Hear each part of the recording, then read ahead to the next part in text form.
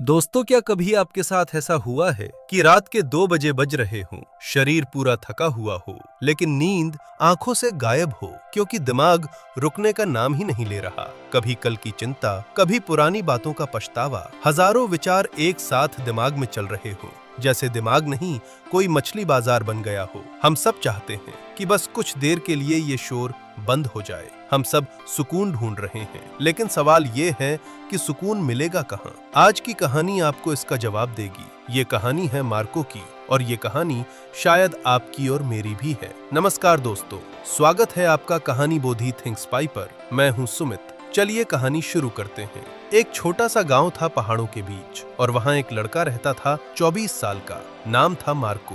देखने में तो सीधा साधा था, लेकिन उसका मन अंदर से बहुत अशांत था। उसका दिमाग कभी शांत नहीं बैठता था। सुबह उठते ही चिंता और रात को सोते समय बेचैनी। कभी सोचता मैंने जिंदगी में किया ही क्या है, और कभी सोचता अगर आगे सब कुछ गलत हो गया तो। वो इतना सोचता था कि खुलकर हंसना ही भूल गया था। उसके चेहरे की चमक खो चुकी थी। फिर एक दिन उसे पता चला कि पास की पहाड़ियों के बीच एक बहुत ही समझदार बाबा रहते हैं। लोगों ने बताया कि वे बाबा पहले शहर में दिमाग के बहुत बड़े डॉक्टर थे। उन्होंने बड़े बड़े लोगों की परेशानियां दूर की थी, पर अब वो सब कुछ छोड़कर प्रकृति की गोद में शांति से रहते हैं। मार्को के दिल में एक उम्मीद जगी। उसने सोचा शायद बाबा मेरी मदद कर दे, शायद मुझे मेरा खोया हुआ सुकून मिल जाए। बिना समय गवाए मार्को निकल पड़ा। रास्ता आसान नहीं था, चढ़ाई कठिन थी, धूप तेज थी, लेकिन बहुत थकने के बाद वो उस जगह पर पहुंच गया। जरा कल्पना कीजिए दोस्तों, एक छोटा सा घर, चारों ओर हरियाली,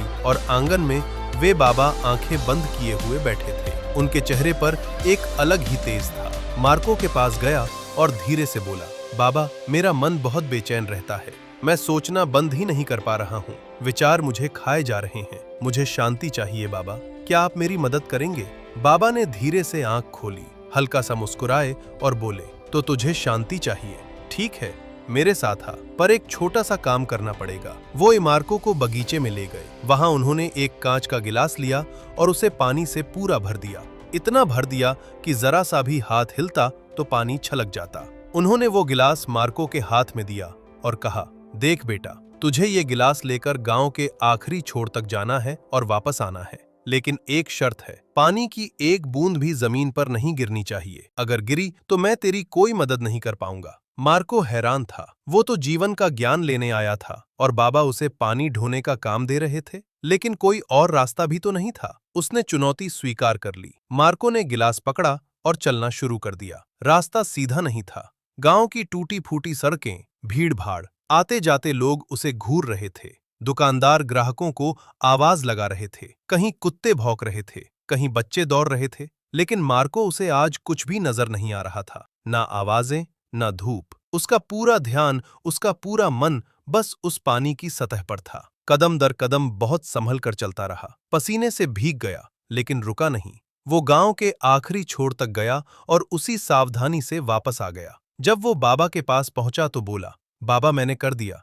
देखिए, एक बूंद भी नीचे नहीं गिरी। बाबा मुस्कुराए और बोले, जब तू रास्ते से जा रहा था तो क्या तूने दुकानदार को चिल्लाते हुए सुना, कुत्तों को भौंकते हुए देखा, या किसी जान पहचान वालों को देखा? मार्को ने कहा, नहीं बाबा, मेरा ध्यान तो सिर्फ गिलास पर था। तब बाबा ने वो बात कही जो आज हमें भी समझनी चाहिए। उन्होंने कहा, बेटा, यही रहस्य है। जब तुम्हारा मन वर्तमान क्षण में होता है, तब पूरा ध्यान आज पर होता है, तो डर, चिंता और बेचैनी के लिए जगह नहीं बचती। सब कुछ वैसा ही था, शोर, भीड़, परेशानियां, लेकिन मन शांत था। क्यों? क्योंकि तुम बीते कल या आने वाले कल में नहीं थे, तुम आज में थे।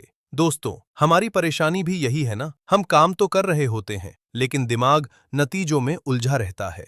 हम खाना खा रहे होते हैं, लेकिन दिमाग ऑफिस की चिंता में डूबा होता है। हम आज में जीना भूल चुके हैं। अगर शांति चाहिए तो भागना बंद कीजिए। जो कर रहे हैं पूरे मन से वही कीजिए। सुकून बाहर नहीं, आपके अंदर में है। अगर ये कहानी आपके दिल तक पहुंची है तो वीडियो को लाइक जरूर करना, और कमेंट में बताना कि आपकी जिंदगी में वो क्या है जो आपका ध्यान भटकाता है। ऐसी ही दिल को छू लेने वाली कहानियां सुनने के लिए अपने चैनल कहानी बोधी थिंक्स पाई को सब्सक्राइब करना मत भूलना। मिलते हैं अगली कहानी में। तब तक के लिए खुश रहिए, और सुमित की तरफ से आज भी जय हिंद, धन्यवाद।